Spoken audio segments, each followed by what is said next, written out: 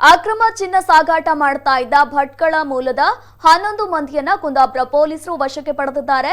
ದುಬೈನಿಂದ ಕ್ಯಾಲಿಕಟ್ ಏರ್ಪೋರ್ಟ್ಗೆ ಬಂದಿಳಿದ ಆರೋಪಿಗಳು ಕ್ಯಾಲಿಕಟ್ನಿಂದ ರೈಲಿನಲ್ಲಿ ಮಂಗಳೂರಿಗೆ ಬಂದಿದ್ರು.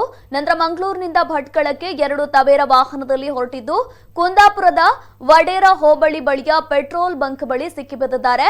ಆರೋಪಿಗಳಿಂದ 1 ಕೆಜಿ 152 ಗ್ರಾಂ ಚಿನ್ನವನ್ನು ವಶಪಡಿಸಿಕೊಳ್ಳಲಾಗಿದೆ.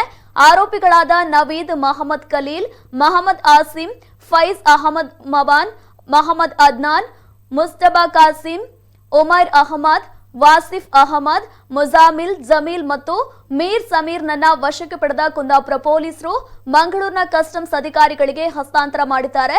ಇನ್ನು ಆರೋಪಿಗಳಿಂದ 46 ಲಕ್ಷ ಮೌಲ್ಯದ ಚಿನ್ನ ಹಾಗೂ 10 ಲಕ್ಷ ಮೌಲ್ಯದ ವಾಹನಗಳನ್ನು ವಶಪಡಿಸಿಕೊಳ್ಳಲಾಗಿದೆ.